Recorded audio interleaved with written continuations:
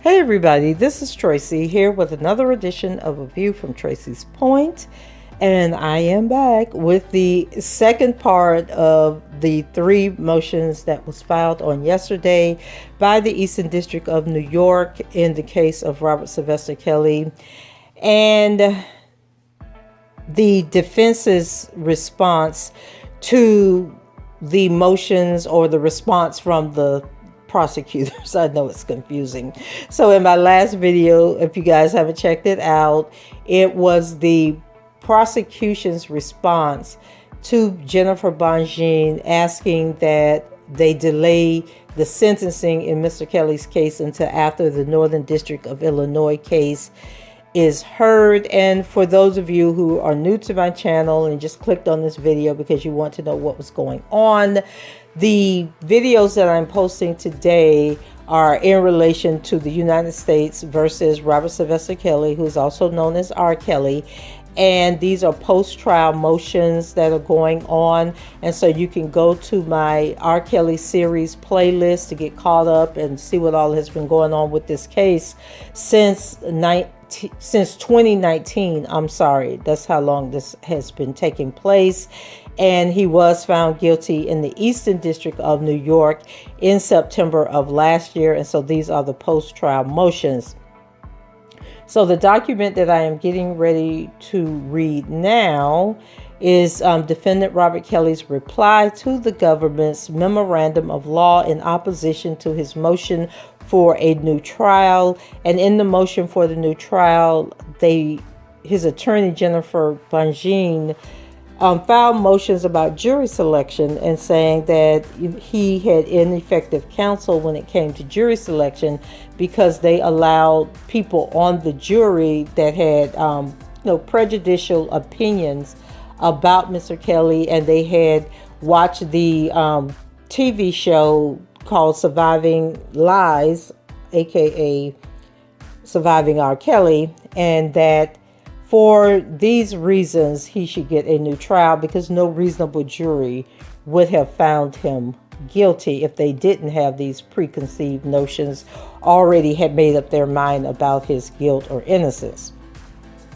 So let's go into this. It says defendant was denied effective assistance of counsel where his trial attorneys failed to conduct a meaningful voir dire of potential jurors and challenge unqualified jurors, some of whom had watched the inflammatory docuseries Surviving R. Kelly or were familiar with prior accusations of sexual abuse of minors against the defendant.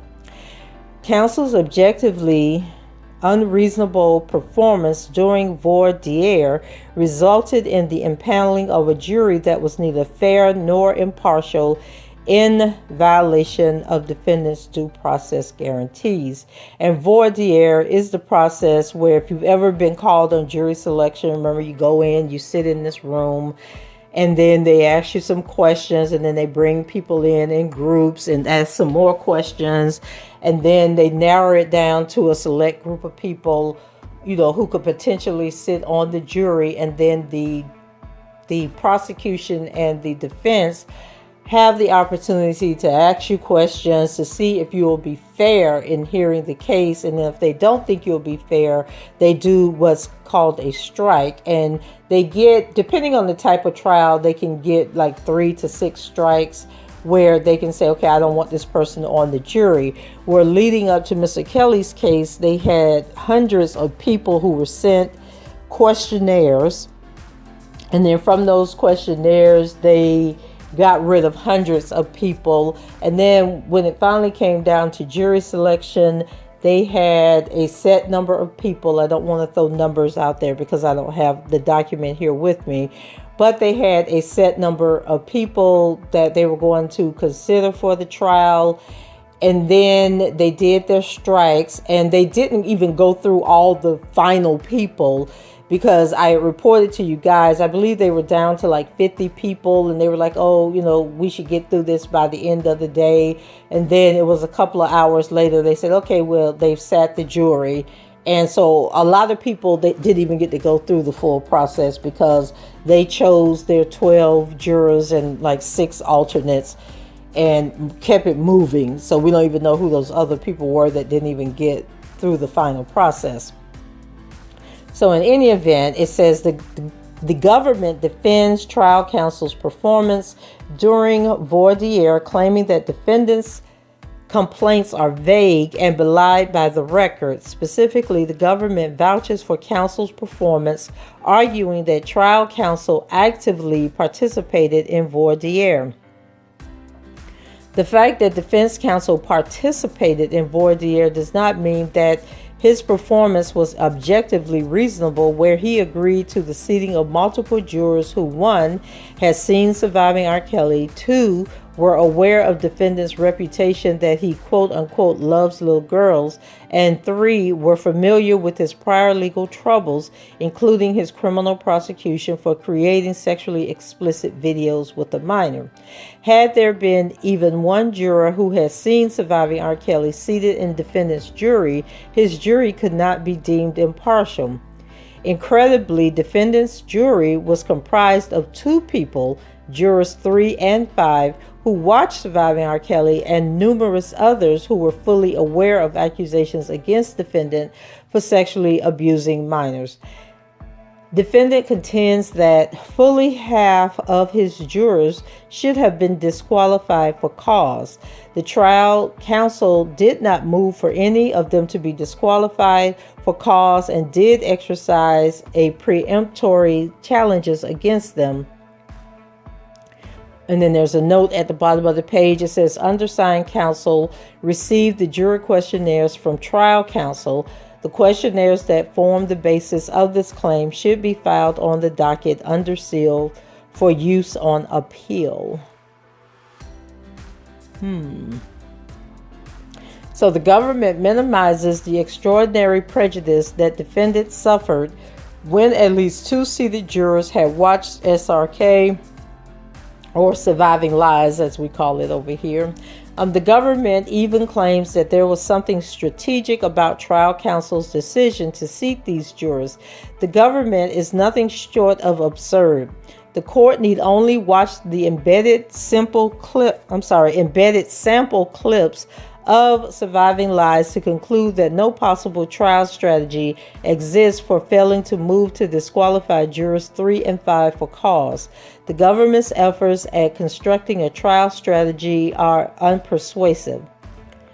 Surviving Lies is a docuseries consisting of 11 episodes that graphically detail claims of sexual abuse against the defendant by numerous women. Some of the information communicated in the docuseries was presented at defendant's trial, but much of it was not. Indeed, the docuseries highlights the stories of scores of women who claim to have been victims of sexual abuse and offers no countervailing viewpoint. A large part of the documentary details defendant's prior criminal case that involved allegations of abuse of a 14-year-old, which included allegations that he videotaped himself urinating on this person. It is nothing short of mind-blowing that defense counsel acquiesced to the seating of jurors who came to the case with this highly prejudicial information that no human being could have put aside. Trial counsel's decision to seat these jurors is particularly troublesome where there was simply no reason to do so. Although the documentary was popular, it would not have been difficult to impanel a jury that did not include individuals who had seen the docuseries. Moreover, there is little doubt that the court would have granted defense counsel's motion for cause to disqualify any jurors who had seen the docuseries or were familiar with his prior criminal prosecution, probably with no objection from the government had defense counsel simply asked. And then there are notes on the previous page. So they include three YouTube videos, I'm assuming, that have to do with surviving lies. And then it says in the third note, Surviving Lies can be live streamed on several platforms, including Netflix and Amazon Prime. Defendant is unable to attach the docuseries to this pleading without violating copyright laws, but refers this court to the docuseries and relies on the full docuseries in support of this claim. The YouTube links provided in footnote 1 is a small fraction of the type of information at least 2 jurors possessed prior to being seated as jurors. So, I guess I have to go back and look at those and see what that is. So it goes on to say, defendant contends that counsel's on-the-record performance is objectively unreasonable where no possible trial strategy exists for loading the jury up with people who were exposed to undeniably prejudicial bad act evidence, much of which would not have been admissible at trial. To the extent the government contends that the defendant himself agreed to seating these jurors, it is dead wrong. As set forth in the attached declaration, defendant was provided no opportunity to review the juror questionnaires prior to trial and consider himself a bystander during this critical stage at trial. Defendant explains that he played no meaningful role in the jury selection process and that when he attempted to assert himself and express his concerns about jurors who had watched the docuseries, his concerns were dismissed. Indeed, defendant had no idea that at least 2 jurors who decided his guilt had watched the documentary. Defendant declares that he did not consent to the seating of jurors who saw Surviving Lies or those who had knowledge about prior allegations of sexual abuse against him. The government argues that defendant cannot demonstrate prejudice because he cannot show that any juror had actual bias. The government does not pass the laugh test. All right, Jennifer. Does not pass the laugh test. According to the government, actual bias is bias in fact, the existence of a state of mind that leads to an inference that the person will not act with entire impartiality. This record demonstrates that before stepping into the courtroom, 2 jurors heard over 360 minutes of victim testimonies, including graphic accounts of urinating on 14-year-olds. If this type of information does not lead to the inference that a person will not and cannot act with impartiality, it is difficult to imagine what would. And then I'm going to go back up here because there was a note. It says, jury selection is a critical stage of trial, and that came from Gomez versus United States, which was a case that was heard in 1989. So it says a whopping 6 jurors were familiar with allegations that defendant had previously abused minors and had faced legal consequences for such conduct. The government attempts to trivialize the prejudice to defendant, but it is simply beyond debate that defendant's jurors suffered from actual bias.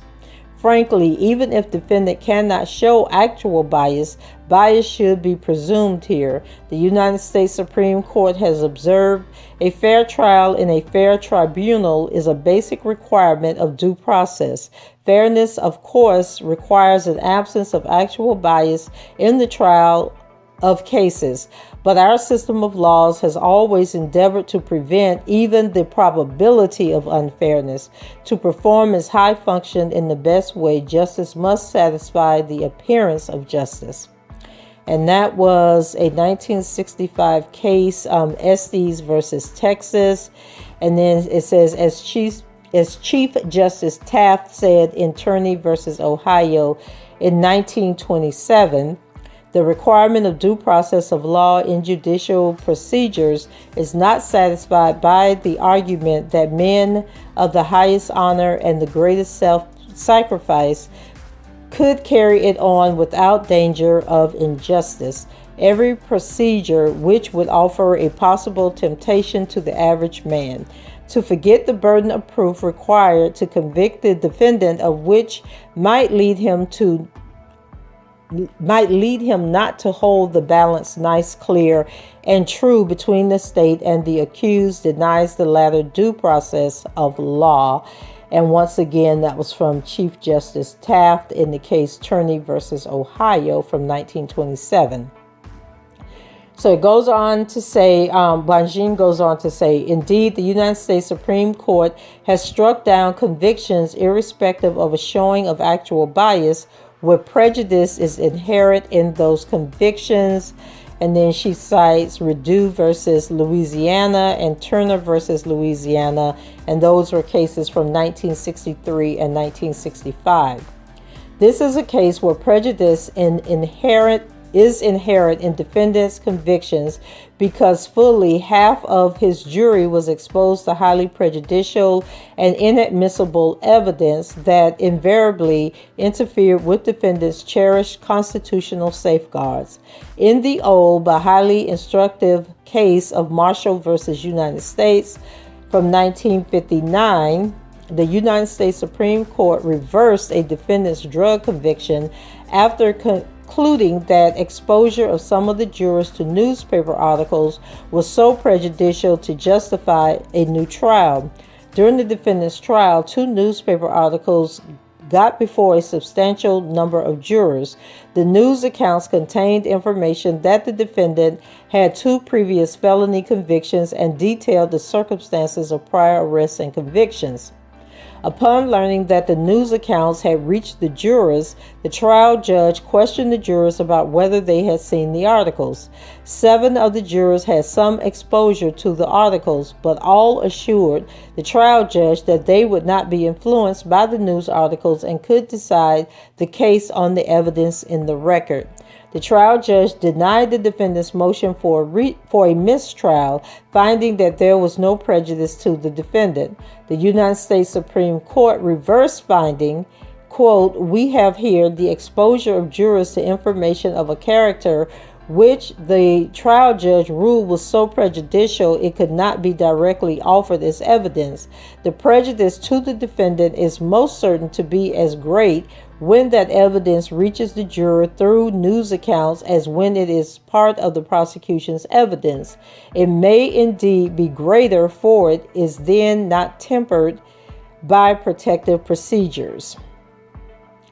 And then she goes on to say, consistent with the teachings of Marshall, defendant is entitled to a new trial. Half of his jurors were exposed to information of a character that was so prejudicial that it could not be offered into evidence. Indeed, had trial counsel simply moved to disqualify these jurors, it seems likely that those motions for cause would have been allowed. Prejudice to the defendant must be presumed, even the inflammatory nature of the information that no average human could put aside. Defendant's convictions must be vacated and a new trial ordered. Then part 2. Defendant is entitled to a new trial where one of his trial attorneys labored under a disabling conflict of interest as a result of her simultaneous representation of the defendant and the government's witness, Ariel, that was imputed to the entire defense team.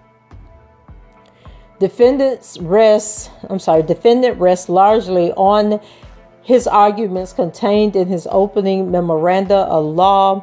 Defendant was denied his constitutional guarantee of conflict-free counsel when his attorney labored under a conflict of interest based on her simultaneous representation of defendant and government witness Ariel.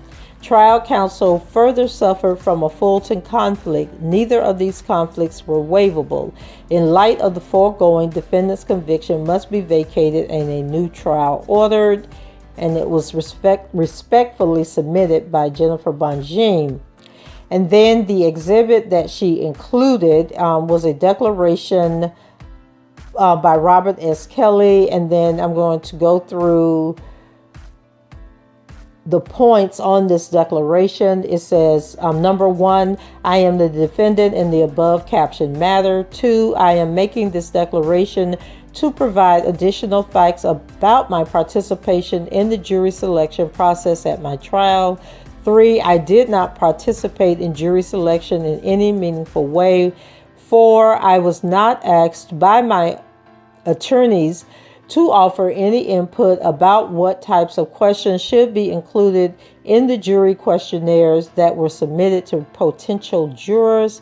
5, I also did not review any of the completed jury questionnaires with my attorneys prior to trial because of my limited literacy. I relied on my attorneys to review the questionnaires with me prior to trial, but that did not happen.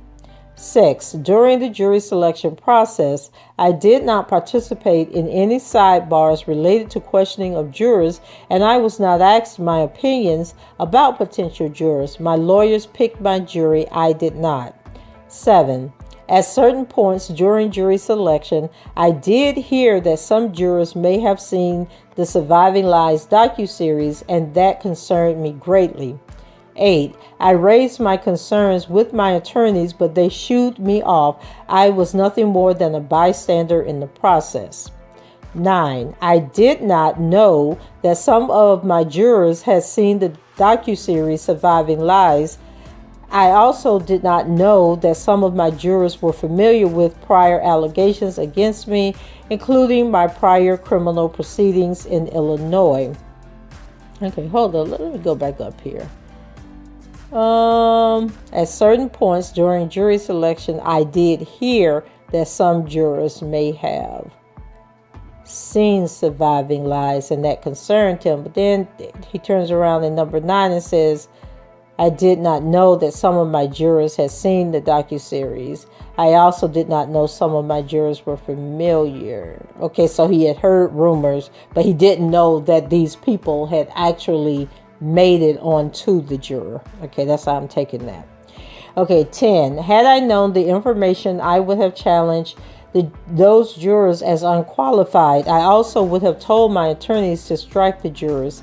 11. I did not consent to any jurors sitting on my jury who had knowledge and familiarity with the intimate details of my case or who had watched the Surviving Lies docuseries. 12. There was no strategy involved in choosing the jurors that sat on my jury as far as I could tell. At least there was no trial strategy that involved my input, and that was signed by Mr. Kelly himself on April 4th, 2022, which was yesterday. Okay, so this was Jennifer Bonjean's response to the government stating that he chose the jury, he was okay with the jury, and that the jury was reasonable. And she's saying, no, he did not select this jury. This jury was selected by his attorneys who did not involve him in the process at all. And then in addition to that, and I'm not sure why she didn't include this, but I still go back to the fact that this so-called anonymous jury and the timing of the change in attorneys really hindered the defense from investigating these jurors. Because as I've stated numerous times before, but for people who may be new to my videos, when a case like this happens, the jury process is a serious thing. And now with social media, the defense can actually hire investigators. They can do forensics people who basically can take your name and Google everything about you. They can find out your social media. They can go through your social media and see if you've made any statements that would indicate that you would not be fair and impartial to the defendant in the case. They have investigators that will go and talk to your neighbors to find out what type of person you are. They will try and talk to your coworkers, your friends, to find out what type of person you are. And in a case this big, they should have had like a mock trial. And the mock trial, basically, they bring in people, like a fake jury. And I've actually been called not called for, but they send you a letter and ask you if you would like to be a part of the mock trial. And if I believe it was the Pelican Brief, the movie The Pelican Brief with Julia Roberts and Denzel Washington, it was based on a novel by John Grisham, where they actually put on the mock trial so you can see, what it looks like. And then also, if you guys watch the show Power that comes on Stars, it's 50 Cent show, where they actually did a mock trial where they bring in these people to see, like, if they were actually on the jury, how they would receive the defendant, how the defendant got up and testified, would they believe the defendant, and they give them information about the case. And so he didn't get the opportunity to do any of this because, one, he had limited resources, financial resources, and two, past and current counsel just were not up to par. And like, they didn't understand the severity of this, or either they just knew this was not a winnable case in the current form, and so they just did the bare minimum, hoping that it would lead to an appeals. Like, were they trying to set up for an appeal versus trying to actually fight for him and get a not guilty verdict? It was very confusing and perplexing. And so I am going to wrap this video up, and then we're going to move on to video 3, which is Jennifer Bonjean's response to that 109-page letter that the prosecution submitted, supporting or going against the motion that she filed for a new this one was for the new trial, for I think for them to just dismiss the whole case. And so we'll go ahead and get into that. But in the meantime, go ahead, leave your comments below, rate the video, and subscribe to the channel if you haven't done so. And let me know what you think about Jennifer Bonjean's response about these jurors. And do you believe that Mr. Kelly really had no input into jury selection, and that his attorneys at the time, so the attorneys would have been Koenig, Scholar, Becker, and Farinella, that they just totally left him out of the jury selection process and just moved forward and said, put whoever you want on the jury. Okay, let me know what you think in the comments, and I shall be right back. Talk to you later. Bye-bye.